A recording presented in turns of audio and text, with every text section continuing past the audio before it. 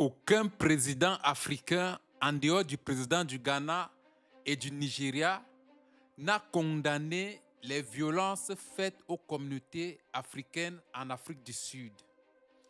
Mesdames et messieurs, le constat est alarmant. Non seulement aucun pays africain n'a condamné, mais en plus, aucun pays européen, ni américain, ni même asiatique, n'a osé dire un mot à l'endroit de l'Afrique du Sud qui exprime aujourd'hui la brutalité abjecte de sa xénophobie. Mais c'est incroyable.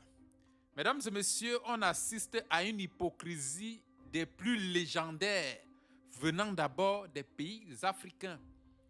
On fait un feedback, on se rappelle, lorsqu'en France, il y a eu les attaques de Charlie Hebdo, on a vu un parterre des chefs d'État africains envoyer des motions de soutien à la France.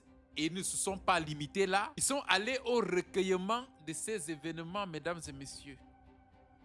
Mais lorsqu'il s'agit des violences faites à leurs citoyens, on se pose la question, lorsque ces présidents africains ne réagissent pas, c'est comme si les citoyens n'y vont pas en Afrique du Sud, ne résident pas en Afrique du Sud. On a vu des photos chaleureuses entre le président de la RDC et le président sud-africain. Notamment, il va sans dire qu'il existe bel et bien une communauté de la RDC en Afrique du Sud. Mais c'est silence radio jusqu'à ce jour. Mesdames et messieurs, il faut le rappeler ici. Même Donald Trump, qui se place en défenseur des peuples, n'a pas dit un seul mot. Mais tout récemment, lorsque les communautés blanches en Afrique du Sud étaient attaquées, Donald Trump n'est pas resté bras croisés. On se souvient que le président de l'Afrique du Sud, Cyril Ramaphosa, avait été contraint de se rendre à Washington, où il a été même ridiculisé pour rendre des comptes, pour se justifier. Mais aujourd'hui, il est question des communautés noires, des gens à la même couleur de peau que lui. C'est silence radio de la part des États-Unis, de la part des défenseurs des droits de l'homme en Europe, etc.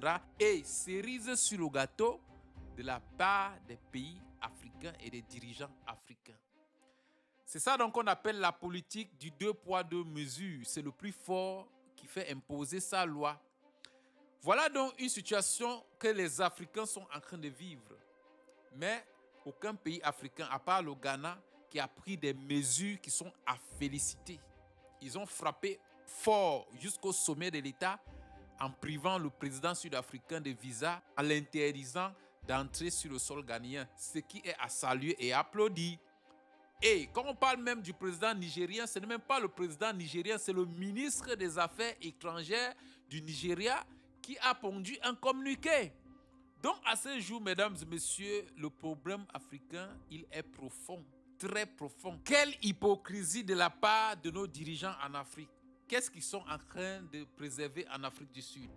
Nous voulons que des voix se lèvent de la part du président Tshisekedi. Il doit dire quelque chose et il doit prendre des mesures. Il doit prendre des mesures fortes. Je ne pense pas que l'Afrique du Sud donne à manger à la RDC. Je ne pense pas que l'Afrique du Sud donne à manger au président du Cameroun. Je ne pense pas que l'Afrique du Sud donne à manger à la première économie qui fut un temps le Nigeria d'Afrique. Je ne pense pas.